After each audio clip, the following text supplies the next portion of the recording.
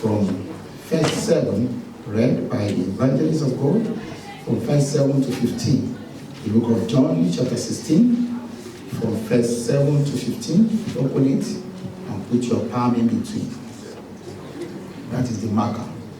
Today the Lord wants to speak to us about Holy Spirit. Say somebody, Holy Spirit. Holy Spirit. Holy Spirit.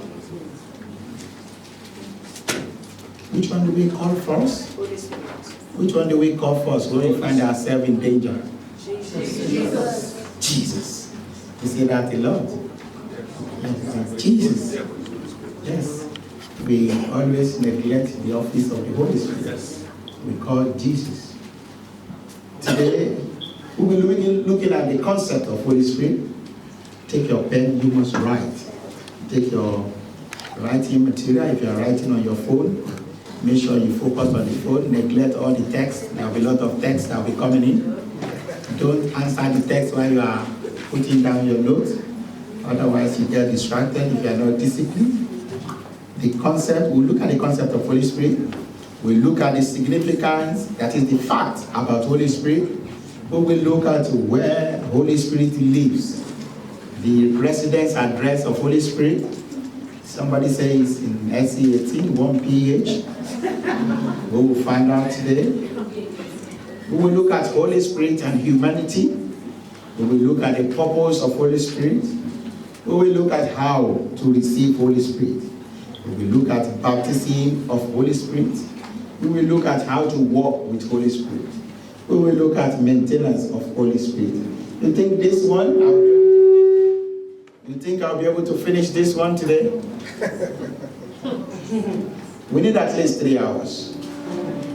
At least 3 hours. And it means this will be part 1. Part 2 will be next week by the grace of God. Part 3 will be upcoming. So be ready. Don't miss any of the session. The Lord has prepared it so powerfully.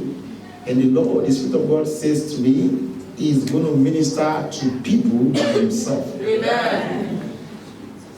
Whenever you see ministers on the pulpit, they say things that the Spirit of God whisper to them or said to them.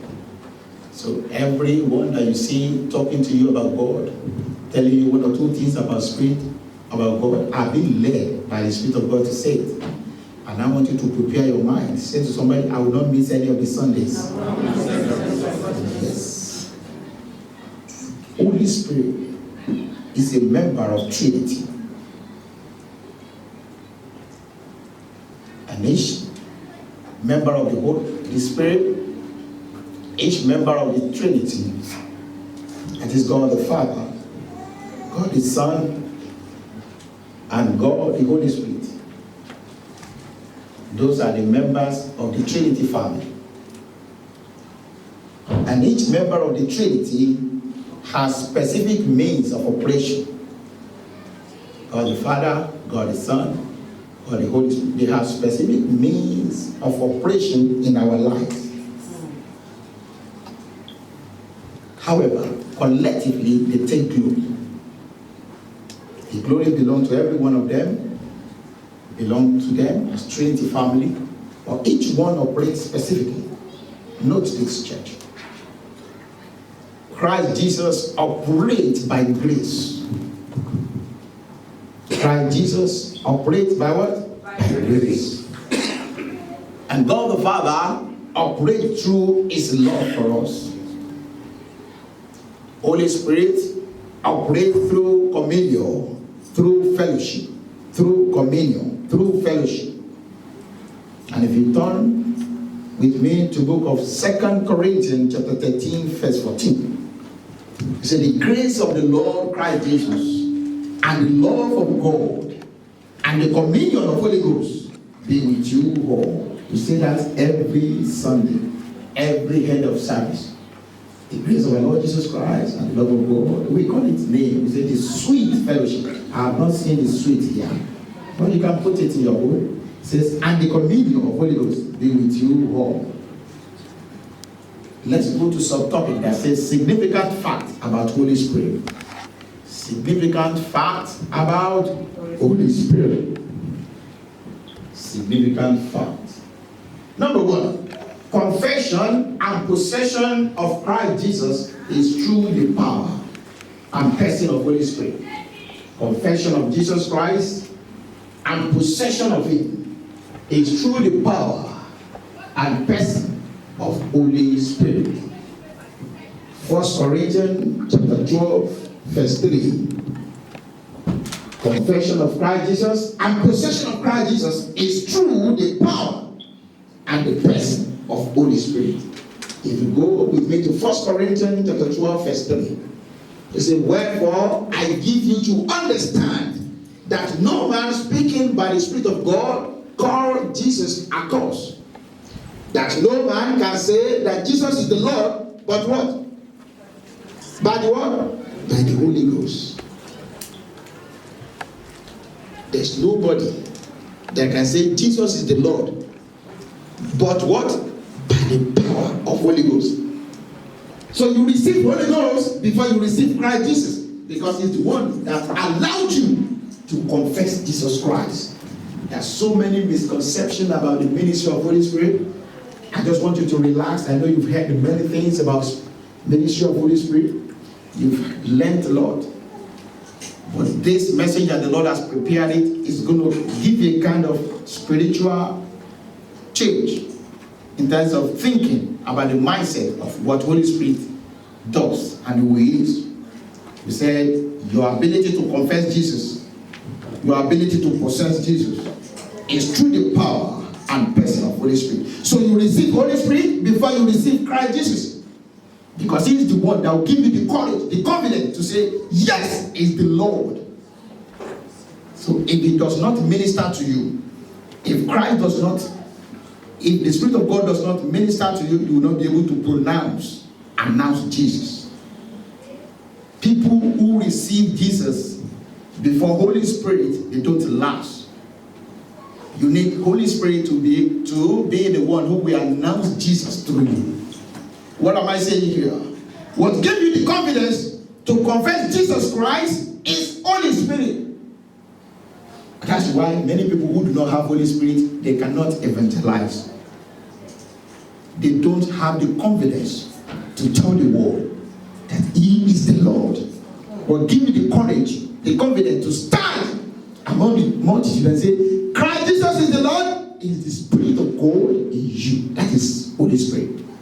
Number 2, you cannot enter the kingdom of God except through Holy Spirit. The book of John chapter 3 verse 5. Jesus answered, He said, verily, verily, I say unto thee, except a man be born of water and of the Spirit, John 3:5, he cannot enter the kingdom of God.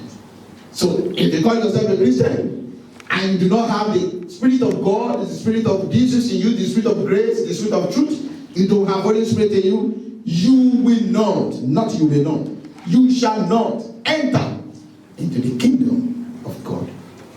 Number 3, what determines whose child you are. Maybe you are a child of God or a child of Antichrist. It's the Holy Spirit in you. You are labeled. Note this one. You are labeled by what leads you. What led you to church today? What led you to where you are? The book of Romans chapter 8 verse 14. For as many as are led by the Spirit of God, they are the sons of God. Number 4. There are 2 forms of word a man can engage in. There are 2 forms of word a man. When I say man, it does not mean all the women should close their eyes. When I say man, the Spirit of God rever and levels everybody the same. There are 2 forms of the word a man can engage in. The work of flesh and the work of the Spirit. The flesh, those are the civil works, and these works we're talking about lead to death. The book of Galatians chapter 19 verse 21. Galatians 5 verse 19 to 21. Now the works of flesh are manifest, which are these. Galatians chapter 5, from 19, we go to 21. The works of flesh are manifest, which are these. Adultery. When you get to the one that affects you, just nod your head. And you are not allowed to look at your neighbor at this point in time. Now the works of flesh are manifest, which are these. Adultery, fornication, uncleanness. Somebody are nodding their head more than 3 times. Uncleanness, lasciviousness, idolatry, witchcraft, hatred, variance, emulation, wrath, strife, sedition, heresies, envy, murders, drunkenness, reveling, and such like, of which I tell you before. I have also told you in time past that they will do such things. But those who do such things shall not inherit the kingdom of God. So what am I saying? The Spirit leads to life. 2 forms of work: the work of flesh, the work of spirit. The work of spirit is the same thing as the work of Holy Spirit. The work of Holy Spirit leads you to life. 2 forms of works a man, a woman can engage in. Holy Spirit is the one that can destroy the works of the flesh for you to have life. And this is written in the book of Romans chapter 8 verse 13. For if you live after the flesh, Romans 8:13, you shall die. If you live after the flesh, you shall die. But if you live through the Spirit, do multiply the days of the body, you shall live. Number 5. If you are just joining us, we're looking at the concept of Holy Spirit. We're looking at significance of Holy Spirit. Again, you have heard many things. You have been ministered to in various ways through the Spirit of God by various ministers. But today the Lord says He wants to show you certain things that you do not know. Number 4. The original plan of God for everyone made of Christ is salvation. Everyone made of Christ, you and I. The original plan of God for you is salvation through sanctification of spirit. Salvation is the plan of Christ for all that He made. In the book of 2 Thessalonians chapter 2 verse 13.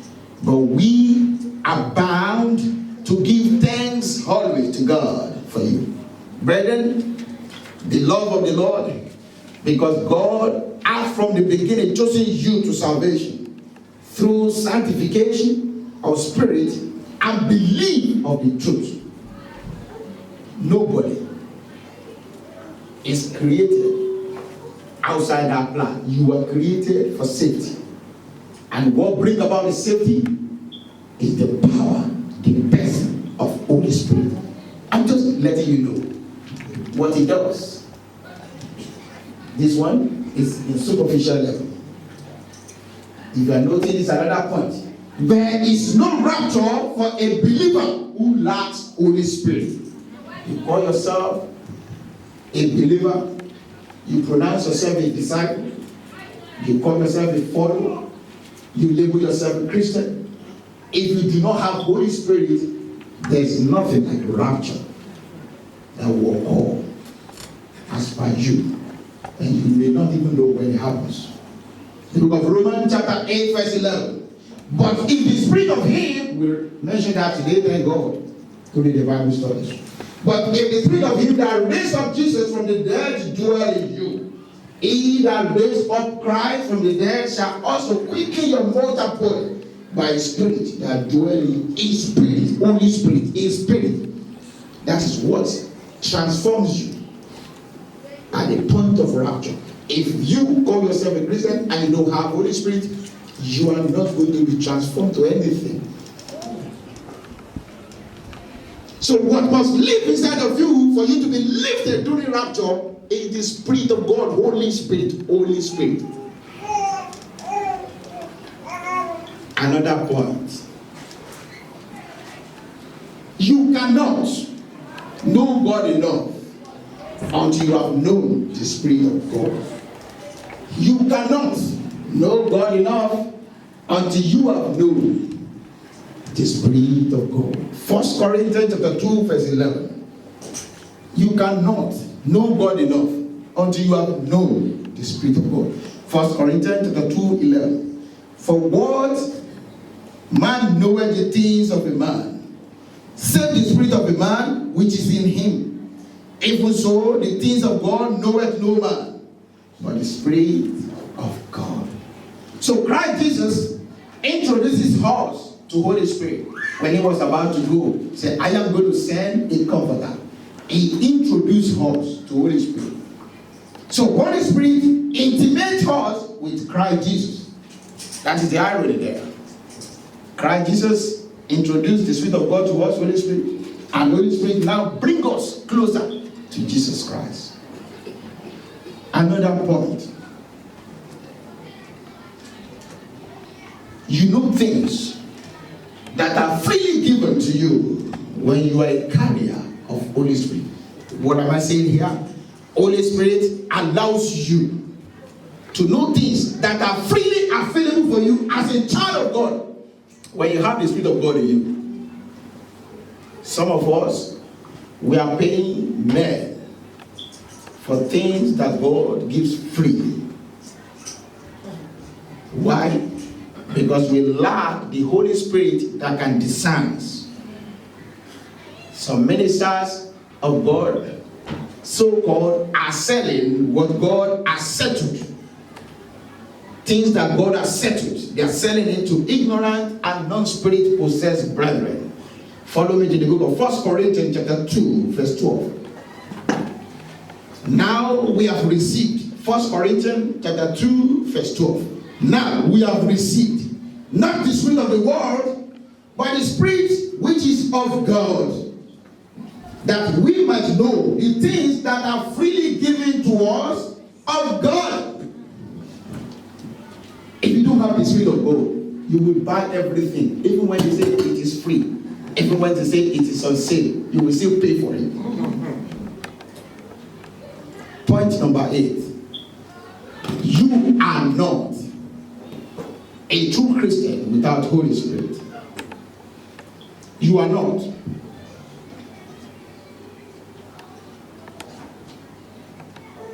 You are not a Christian if you don't have the Spirit of Christ in you. And the book of Romans chapter 8 verse 9. Romans 8 verse 9. But you are not in the flesh, but in the Spirit, if so be that the Spirit of God dwell in you. Now, if any man have not the Spirit of Christ, underline that, Spirit of Christ, another name for Holy Spirit. Spirit of Christ. We have mentioned Spirit of truth. Another name, Spirit of Christ. Now, if any man have not the Spirit of Christ, he is none of his.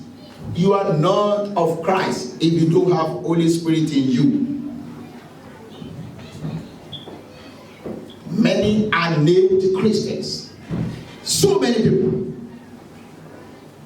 Some even change their name to Christian.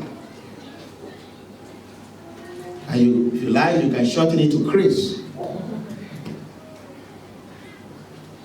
But those who are possession of Christ's Spirit call at the one. So you can call yourself anything in the body of Christ. If you do not have the Spirit of Christ, you are not called, you are not chosen. Another point. What announces a person is a person of Holy Spirit in you.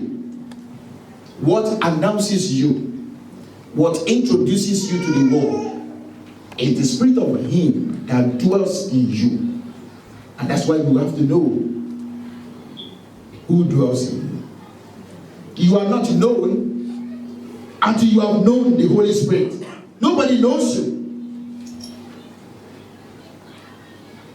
until you have known. Look at it.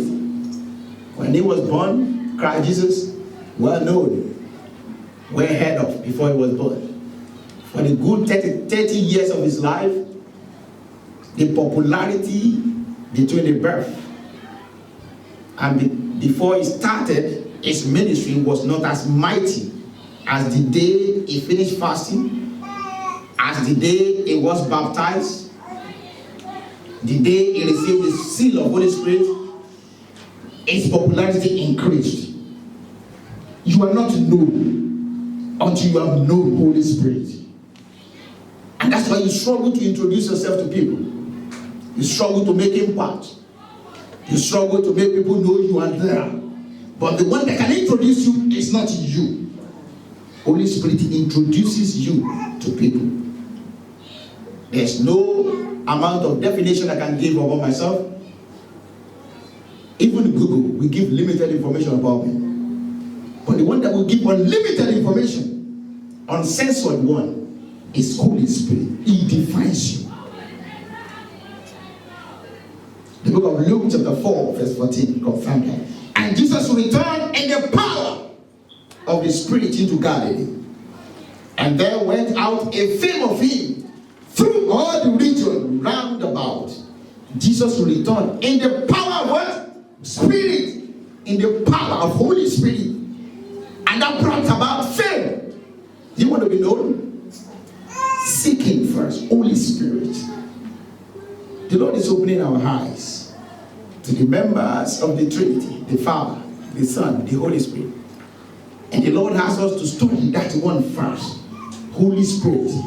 We have known a lot about God. We have mentioned Christ Jesus. When we are in crisis, we know limitedly. We have limited information about Holy Spirit, and that's why this day is coming for your sake. Subtopic: Christ and Holy Spirit. Christ and Holy Spirit. From what the evangelist read to us, we can conclude, we know it is for sure. Jesus Christ introduced Holy Spirit to us. But don't forget, Holy Spirit prophesied the coming of Jesus through many prophets. It was the Spirit of God inside many prophets that brought about the announcement of Christ Jesus before he was burned. Holy Spirit prophesied the coming of Jesus through Prophet Isaiah, Jeremiah, Prophet Micah, and Prophet Samuel. Jesus was conceived by Holy Spirit. Don't forget, the power of Holy Spirit is so mighty in the Trinity family. And the Lord is asking me to open your eyes to those things. Jesus was conceived by what? By Holy Spirit. Matthew 1:18. And Holy Spirit sealed the baptism of Jesus Christ. When he finished the baptism, when he was about to go out, the heaven opened and dove descended upon him, and there was a voice. Holy Spirit sealed the baptism of Jesus Christ. We are looking at the subtopic that says Christ Jesus and Holy Spirit. It was led into wilderness in the book of Matthew chapter 4 verse 1 by the Holy Spirit. Jesus ministered during his ministration and during his ministry. He ministered by the power of Holy Spirit.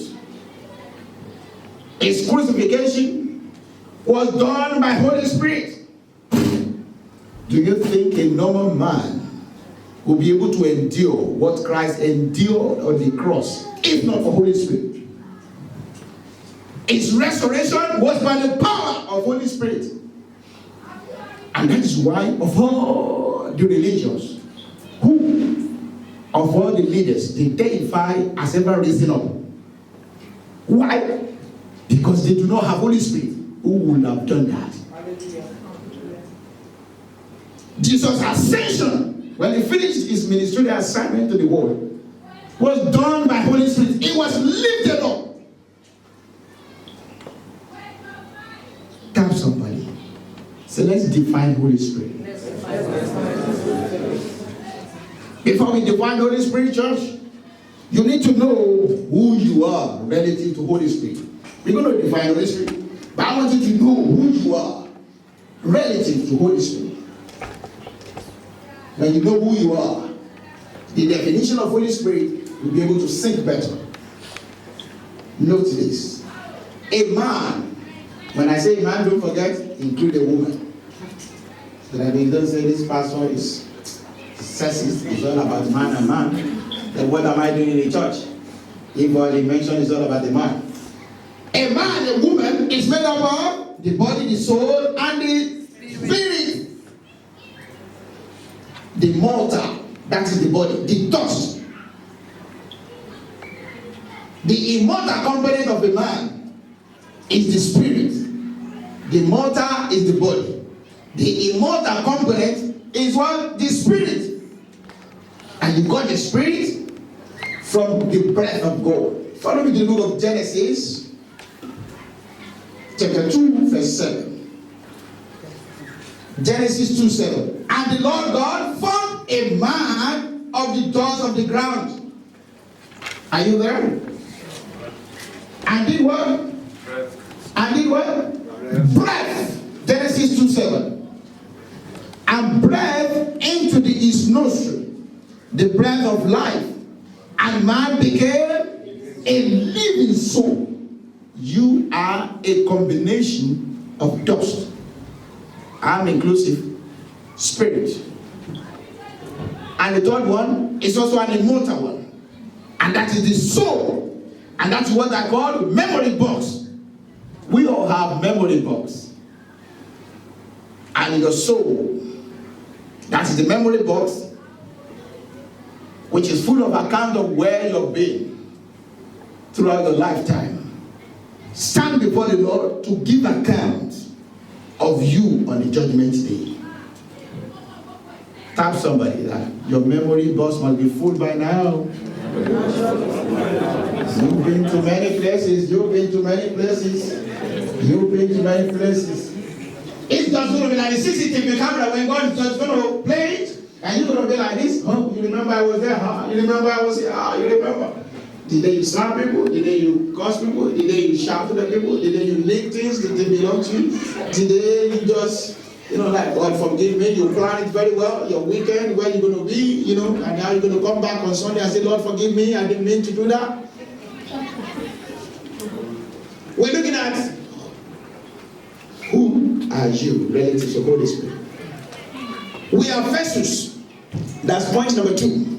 We are vessels. Say to somebody, we are vessels. We are vessels. Yes. A vessel must be filled in order to be purposeful. And this is why Apostle Paul recommended in Ephesians chapter 5, verse 18, that you are to be filled with the Holy Spirit. You are a vessel. We are looking at who you are before we define the Holy Spirit. And we said, you are what? A vessel.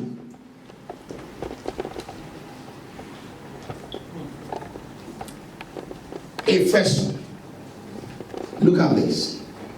What is this? Bottle of oil. If the oil was not inside, of use is the bottle. We keep the bottle all around. But once the oil is inside, we handle with care.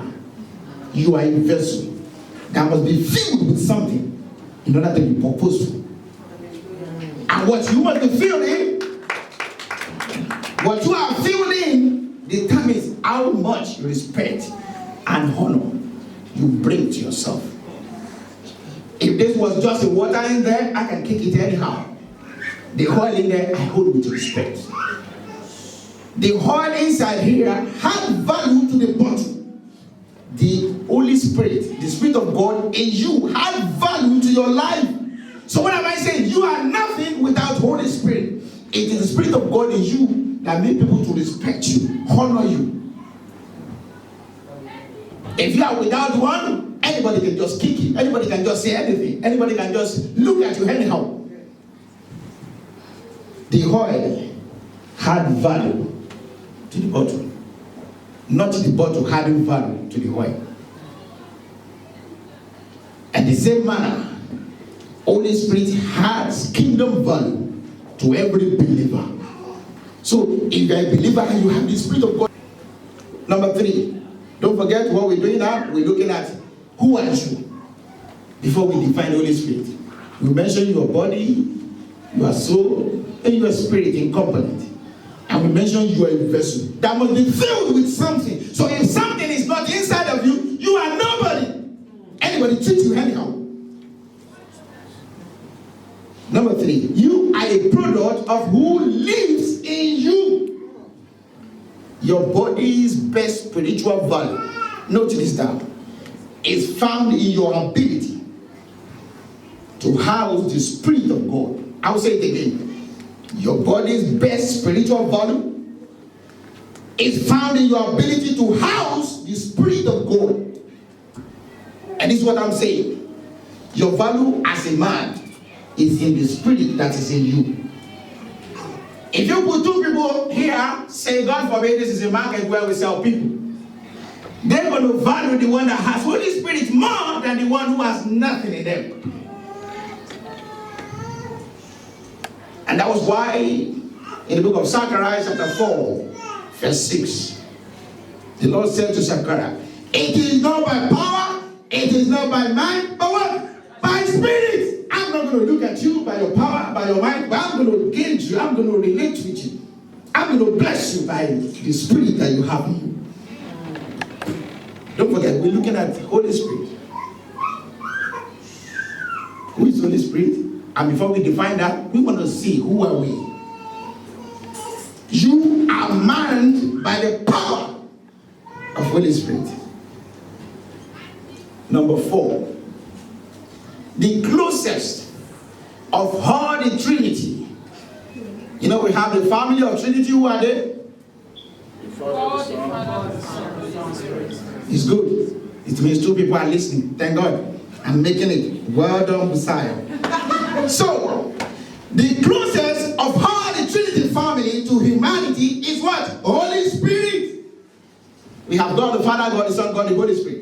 The closest of them to you, to me, is Holy Spirit. Christ Jesus, according to the Ephesians chapter 1 verse 20 and Romans chapter 8 verse 34, Christ Jesus resides presently, as we speak, is by the right hand of God, seated in heaven. Who is here with us?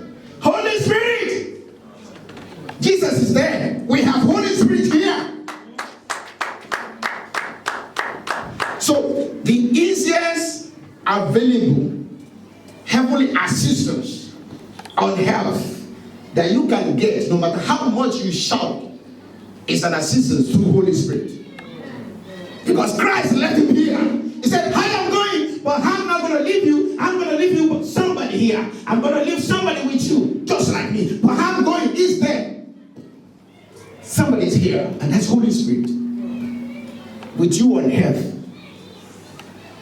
So I'm surprised when this happens and you call on somebody who is there first and you neglect somebody who's here. Jesus, what about Holy Spirit? And that's why when people get to certain stage in life when it's very difficult, people who are spirit filled, they say, Spirit of God, help me here. Oh, yes. You cannot deal with this. Number 5. You are created to serve God. We're looking at definition of Holy Spirit. And the Spirit of God said, don't go there first. Go to definition of who you are first. We mentioned a combination. Soul, body, spirit. We mentioned you are a vessel.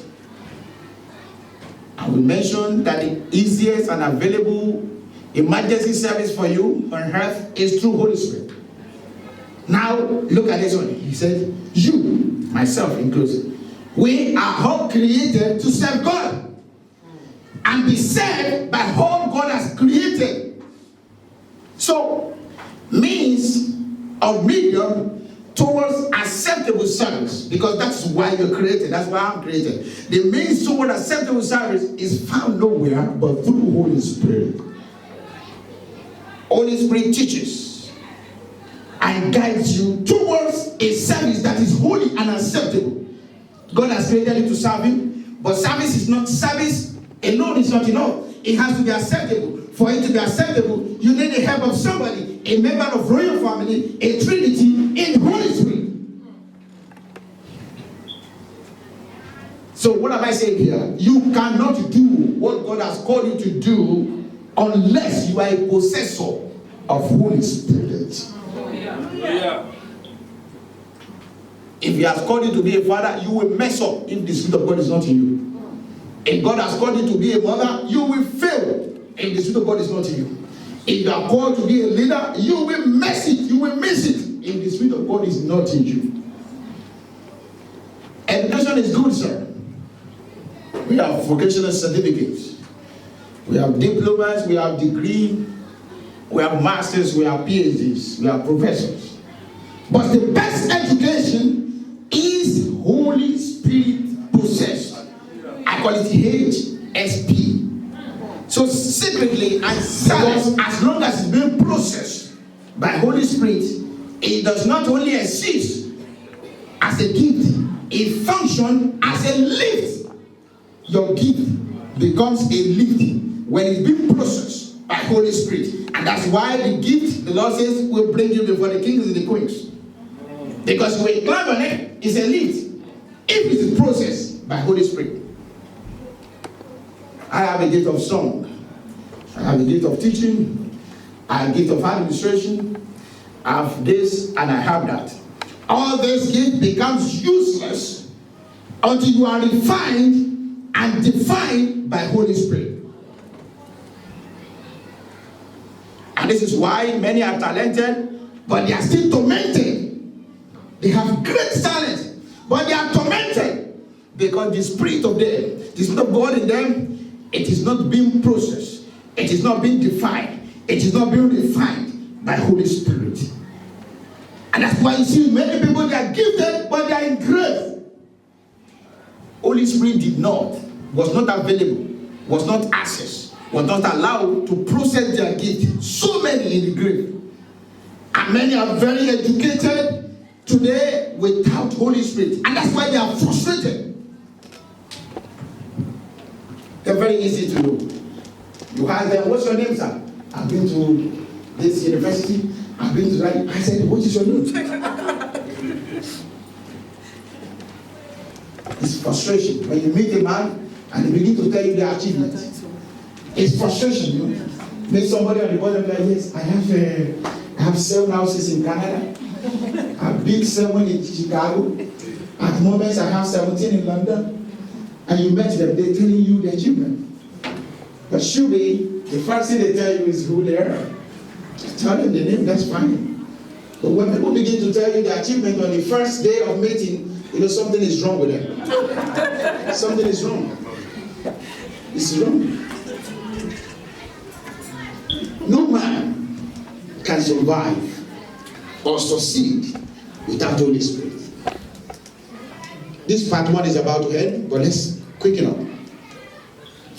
You are not complete and identifiable by God until the spiritual component of you is fulfilled. I will say it again.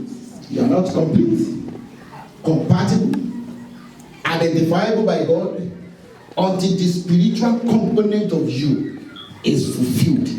You are not just a dust. You are a dust, breath on by God, spirit, and you have soul.